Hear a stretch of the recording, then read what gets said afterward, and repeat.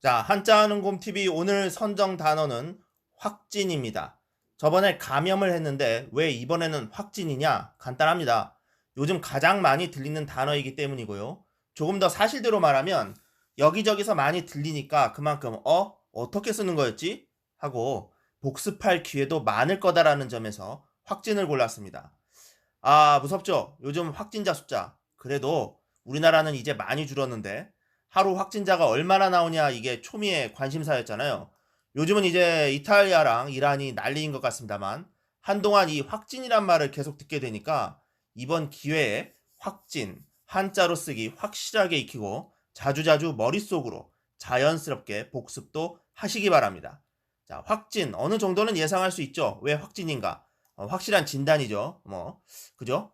그럼 확진의 확은 이제 확정, 확고, 부동, 확실 같은 말에 쓰는 확과 똑같은 확을 쓰겠구나 하는 느낌이 딱 오죠.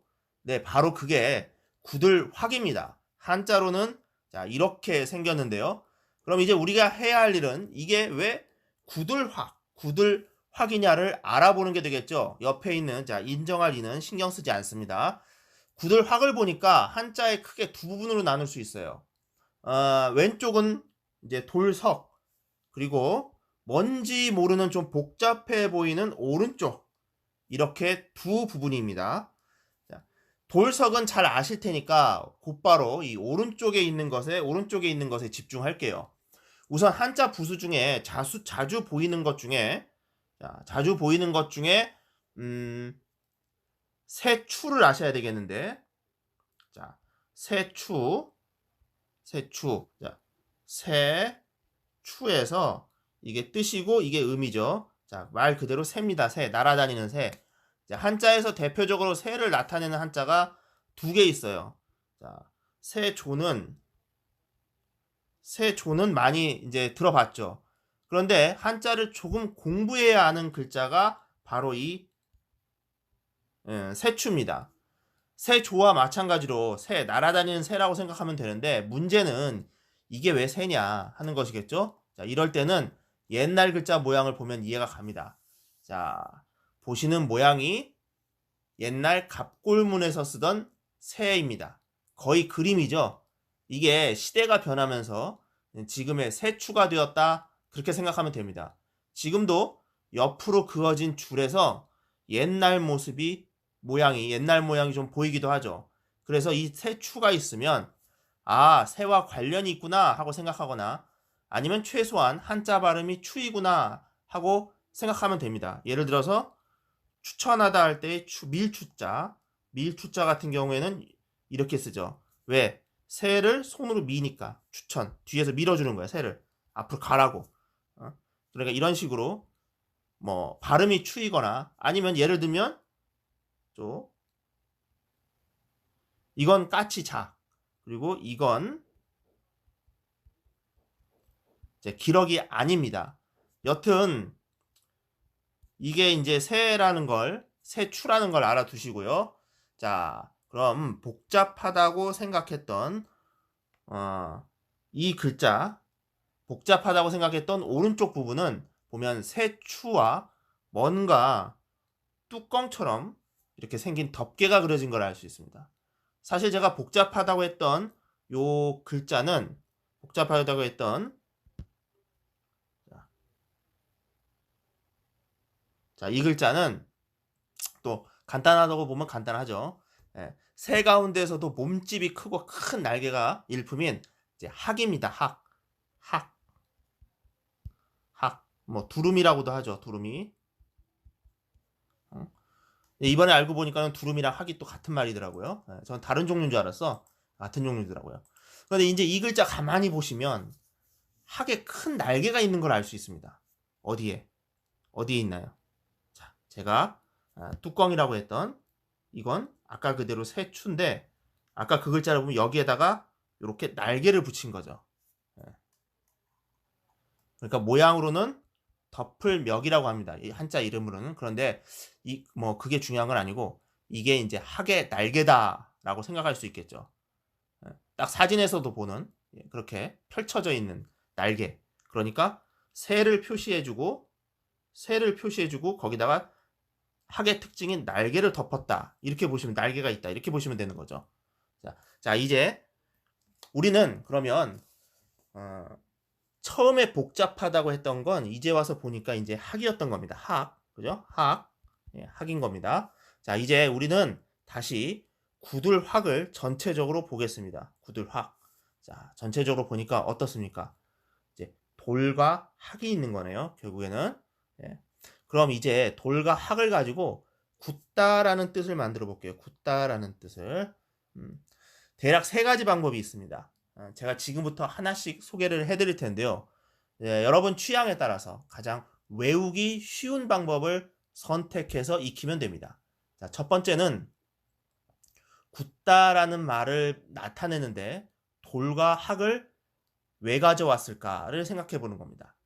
우선 돌은 모양이 딱딱하고 딱 굳어 있죠. 변하지 않죠. 자, 그러니까 굳다라는 뜻을 나타내기 위해서 돌을 가져온 건 쉽게 이해가 갑니다. 그럼 학은 이건 학이라는 새가 한번 짝을 짓고 나면 상대방을 바꾸지 않는 습성하고 관련이 있습니다. 학이 그렇다는 거예요. 지조가 있죠. 일부 일처제를 이제 하고 있는 겁니다. 그러니까 학이라는 새는 상대방이 바뀌지 않고 고정되어 있다. 여기서 역시 굳다, 굳은 절개 이렇게 해서 굳다라는 뜻을 살릴 수가 있습니다. 그래서 돌과 학의 공통적인 특성을 가지고 자, 돌과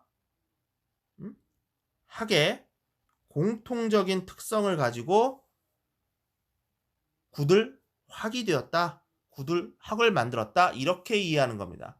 자, 돌은 모양이 변하지 않고 깨질지언정 학은 상대를 바꾸지 않는다. 그러니 고정되어 있다. 그래서 굳을 확 이렇게 이해할 수 있겠습니다. 자, 두 번째는 자, 됐습니까? 자, 두 번째는 어떤 상황 하나를 생각하세요.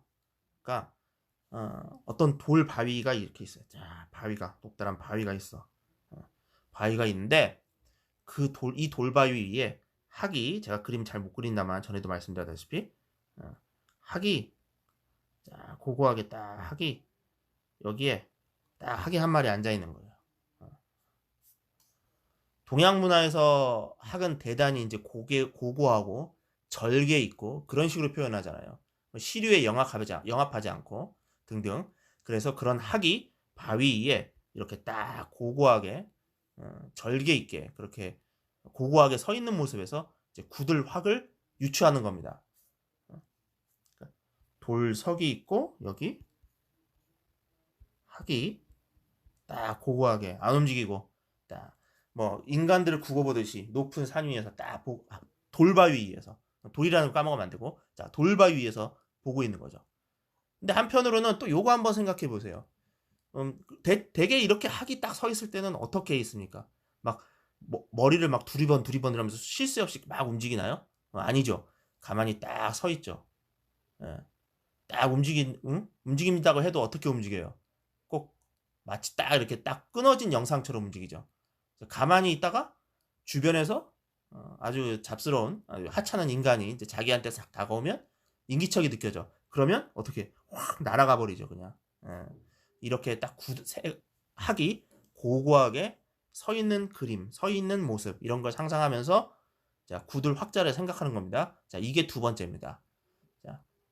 자, 이제 세 번째는 굳을 확을 확실할 확으로 살짝 비틀어서 외우는 겁니다.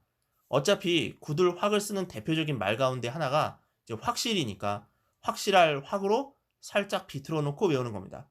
자, 여러분한테 돌이 하나 있어요. 돌을 하나 가지고 있어요. 여러분들이 이제 손에 자 손에 엄지손 엄지 손톱이 이렇게 있으면 안 되죠. 자, 손바닥이죠. 돌을 딱 가지고 있어. 돌을 손에 딱 가지고 있는 거야. 그런데 저 앞에 이제 학이 한 마리 있네. 여기 학이 딱 학이 한 마리 있어요. 그러니까 학은 이제 쓰면 어떻게 쓰겠어요? 자, 이렇게 쓰겠죠. 이제 학이 한 마리 있네. 그러면 어떻게 해야 되겠습니까? 자, 돌을 던져서 돌을 던져서 잡아야 하는데 어떻게 해야 돼요? 잡아야 하는데 어떻게 해야 돼? 돌멩이를 던져서 확실하게 잡아야죠. 맞춰야죠. 왜? 안 맞으면 도망가 버리잖아요. 결국 돌을 던져서 학을 확실하게 맞춰야 하니 확실확 이렇게 외우는 방법입니다. 네. 그러니까 다시 얘기하자면 돌이 있는데 돌을 가지고 학을 확실하게 맞춰야 하니 확실확이다. 이렇게 외우는 세 번째입니다.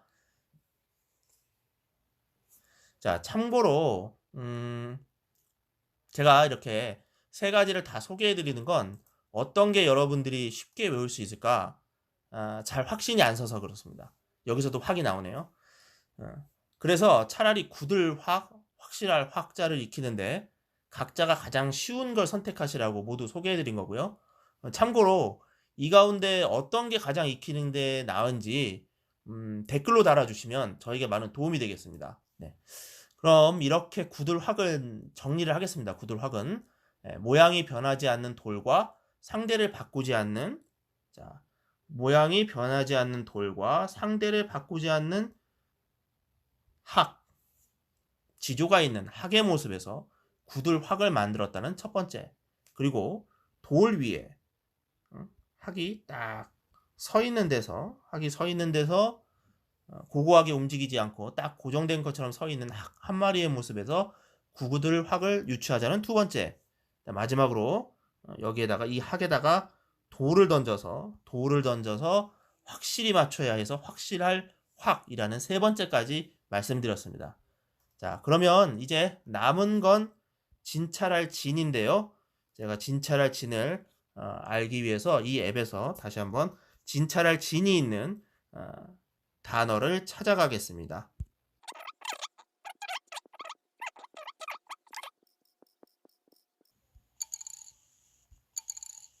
나왔죠?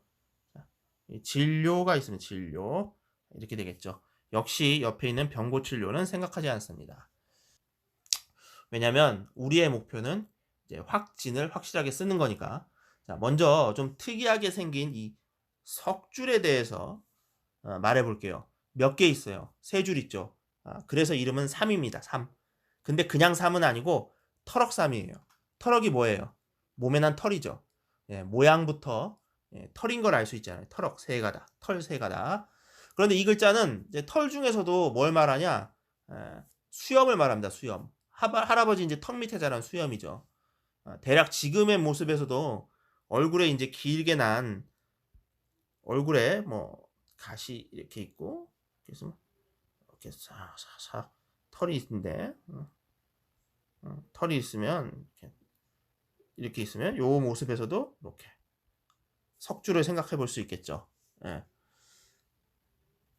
그런데 이제 이게 한자에서 털럭삼이기도 한데 숨은 뜻으로는 이제 모양이라는 의미가 있습니다. 이게 중요합니다. 왜냐하면 털이 이렇게 저렇게 좀 다양한 모습으로 뭐 요렇게 나기도 하고 요렇게 나기도 하고 아니면은 뭐 여기서 뭐 요렇게 산타클로스 털처럼 요렇게 날 수도 있고 다양한 모습으로 이제 나잖아요. 잘 자란 털의 모양은 이제 수염의 모양은 볼만하기도 하고 그래서 한자에서 숨은 뜻으로 어떤 사물의 모양을 나타내는 게 모양이라는 의미를 갖는 경우가 있어요. 모양. 추상적인 이제 모양이라는 이 의미를 털 세 가닥으로 모양을 털 세 가닥으로 표현했다. 이렇게 이해하면 되겠습니다. 자, 그럼 말씀 언과 사람 인과 털럭 삼을 가지고 어떻게 진찰할 진을 만들 수 있을까? 자, 가봐야겠죠? 자, 이렇게 한번 생각해 봅시다. 의사 선생님들이 하는 진찰이라는 게 결국 뭡니까?